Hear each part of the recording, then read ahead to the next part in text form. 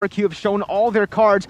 I would love to see something like an aggressive roamer here. Someone that can literally just stop this Natalia from doing what he wants to do in the map. All right? I don't know. When we're talking about Ren V, I like the Jawhead. I really do. Jawhead's banned. It's banned though, unfortunately. Yeah, it is banned, unfortunately, though. But I said aggression.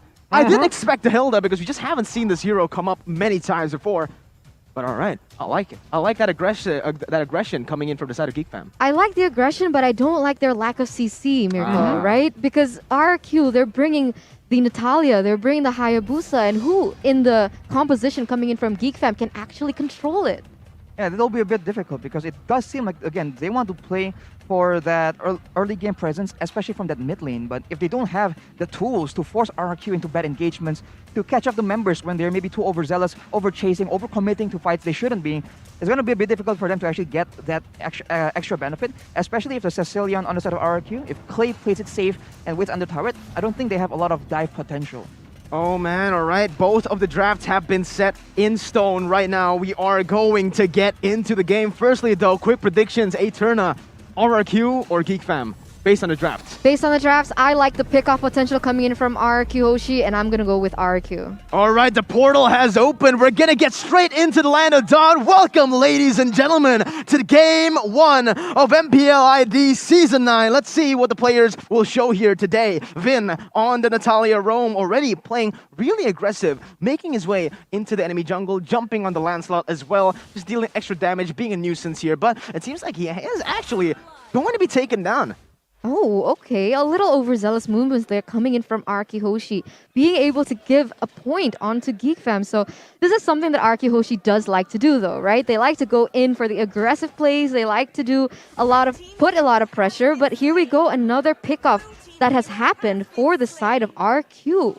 Oh, they gotta be careful here. Actually, Ren V flickers in very aggressively as well, but they've actually done a better job so far. 2-1, better trades off the board, and they've actually been able to, get Albert out of his comfort zone, not really farming as efficiently as he wants to. And in the top side as well, Schwan doing really well. Vin jumping in, not a lot of damage to connect with that though. Yep, as we can see though, Julian's farming speed has been slowed down by the aggressive plays from Vince Natalia. So on paper, it does seem like Geek Fam still has an advantage, but RQ is, I think, on the right track. They still want to play for that aggression, but I think once they reach level 3, they'll have more options to play with, and we'll see a bit more aggression from the side of RQ that we've come to expect. Yeah, I have to agree with you. With the composition that RQ Hoshi is bringing to the table, you can already see the pressure here. Ooh, that will be a pickoff for RQ. That was a great play, abusing the mechanics of the Hayabusa. That is something that they need to respect.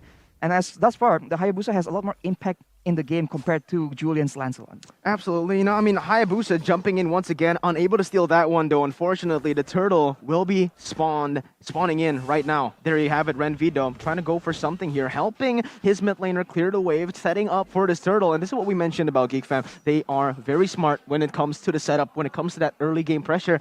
And this is exactly what they're trying to do. Yeah, it's going to be very difficult though, honestly, Mirko. With this Natalia, this Vin, he just keeps roaming around the map and putting a lot of pressure on the members of Geek Fam. And now, with this next turtle, is going to be very important as well as detrimental for both teams. And this is looking like a really big setup here on the turtle area. Oh man, that's going to be the turtle stolen away by Albert. Jumping in once again. The Shadow Kill will be able to deal as much damage as possible. R7 picks up the kill, and that is a very, very favorable trade for the side of RRQ. Better setup for Geek Fam, but a better execution from RRQ. Yeah, we did mention how the different playstyles come into play. Geek Fam wants to go for the objective directly, but RRQ opts to go for the fights first, locate an advantage, and then maybe capitalize on that. So I think that went along with the plan for RRQ, and now with that pressure, they will go and try and find more picks, as Ren V will be the next target. But after we look at the items here for both teams, it's still pretty standard. As we can see, Clay just barely completing that Clock of Destiny. That will be the first big item for him to start scaling towards that late game. Yeah, I have to agree with you here. Now we can already see a lot of pressure here in the top lane. So very interesting, right? Arki Hoshi, they are being able to take these objectives away from Geek Fam, which is notoriously known for Geek Fam to be able to do that. But now Arki Hoshi, with this new lineup and new Arki Hoshi, honestly, is able to put a lot of pressure onto Geek Fam in all their lanes. And now see another pickoff happens here. And this is what makes Arki Hoshi's composition so strong. I said it from the get get-go Pick-off. that their pick-off potential is insane. Once again, another goes down. Yeah, look at that. Albert jumping in once again. Oh my god, what was that? He keeps on jumping in and he gets the kill. Killing spree picked up. Now it's going to be Julian looking for the trade. Vin gets out with a sliver of health. And once again, RRQ with the beautiful micro plays in that top side using... But Vince, even in the mid lane, is struggling against Oh. Clay. Bat impact to finish him off. This is hard. This is definitely very hard. I mean, It's they tough, are man. feeding the Sicilian really, really well. So we can already see a lot of damage even in the 4th minute. And this is something that we need to take into consideration of as well, because Sicilian is naturally a very late game hero. But now, with so much pickoffs on the board, being able to feed this the Sicilian, this Clay here from the get-go, we can already see the impact that Sicilian has. I think instantly Geek Fam has already been starting to play a lot more passive. I think the presence of Vin on that Natalia is very important because it gives them a lot of info and potential to go for pickoffs, as Mitron has been mentioning.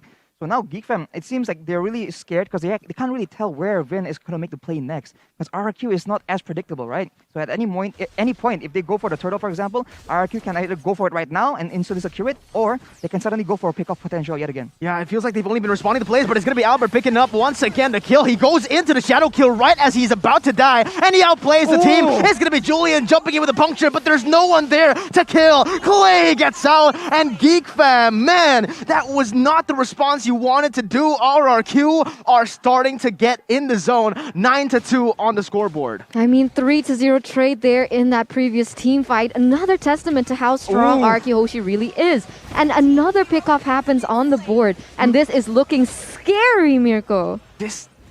Ren V goes in, he flickers in to try to go for a kill, but Vin, he's just too versatile. He gets out, agility on his hero is just going to be too much. They're trying to give Maves the kill. They will be able to do so, but it's already a 5,000 gold lead for the side of the Kings of Kings. Well, if Maves can get a bit more kills, he has 2 kills, so he is one of the members doing relatively well in this game right now. And if they can use him as a proper frontline, proper engage tool, Geek Fam again can have a good potential. We saw in that fight in the jungle, if the Falling Star Moon does land on like more than 2 people, there is a chance that Geek Fam can actually combo that up very well with their area of effect damage as well. But again, they will need to actually control the map and find those opportunities. And with Vin being so proactive, it's a bit hard for them, especially because even if they want to go for the main prior target like Albert, he's just so flexible, so mobile, and there's so much outplay potential on that Hayabusa pick. Man, Albert. Once again, the baby alien really showing his teeth in the first match of this season.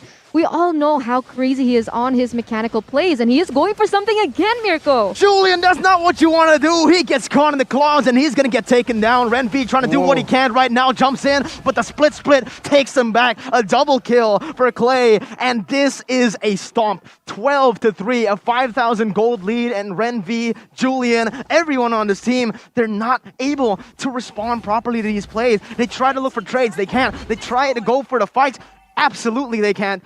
This is starting to look bad for Geek Fam. They've lost complete control of this game. Honestly, they lost this game since the drafting. I have to tell you once again that Geek Fam has no response whatsoever because of the draft that they brought. They want to go for these team fights, but unfortunately, it's just not possible. And once again, it is going to be Geek Fam caught in a 4v1 situation, guys, and they can't even get a single pickoff onto R7. Yeah, speaking about R7, just look at him. This is what Glue does. This is why he's so annoying. This is why he's always banned or picked. The pressure is just insane, but the turtle will be slain once again, presented to you by the Samsung Galaxy A series. R7 still just being such a nuisance, going in 1v4, but he's not like, he's not in a threat. He's not in a dangerous position because he's Glue. Exactly. You know what's crazy, Arashi, when you can just explain your aggressive plays or quote-unquote stupid plays by saying, yeah, I have split. Right? That's basically Glue. I'm caught in a bad situation. I'm in a 1v5. I have split. Yep, and with that split, with the lack of crowd control, they can't really keep him in one place to beat him up. So, and even if they take down R7 on that Glue, like at what cost? Right now they send multiple people to the Glue, and just like that, another pickup for RRQ. The pressure that the Glue can bring to the map is just so critical for RRQ to take over the jungle, as we mentioned in the early game. This is something that they really like to do, and they're already setting up traps in the jungle for Geek Fam to walk straight into. Yeah, you can see the dominance coming in from RQ Hoshi right now. Look at them. They are looking for the next objective. But wait a minute. What is going on? Albert goes in for 1v5. He gets up, but not for long. It's going to be him shut down by Renvi. RRQ trying to scramble, looking for a trade. But finally, we see a glimpse of the old super aggressive RRQ going in 1v5. Albert 5-1, destroyed his own KD, but it's fine. You know, they're still in the lead. They still have an 8,000 gold lead. And Clay is as strong as ever.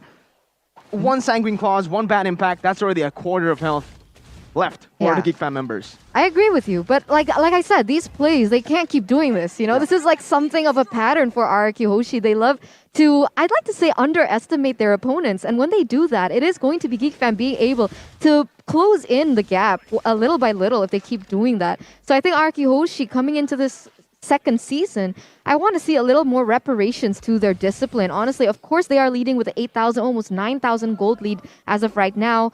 But whoever takes this next Lord is going to be very important because if RRQ Hoshi gets this Lord, I feel like they can close it. I mean, again, the Lord is actually very strong. It's going to be empowered soon if they can wait for another 1 or 2 minutes.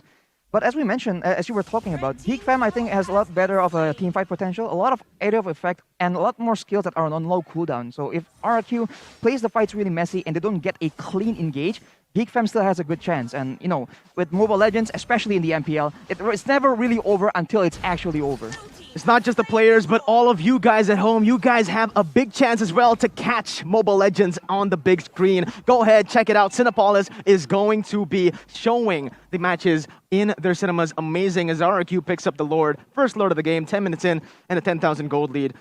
I'm honestly, at this point, I don't know what to say. We can take a look at the lead-up player head-to-head, I guess. Yeah, between Vin and Renvi, we do see like Renvi has a higher GPM and he has actually more kills in a sense compared to Vin, but that's not the point. You know, when you're the roamer, it's not about those stats. It's about how much you can enable your team. And I think Renvi has tried his best, but it's just a bit too difficult right now.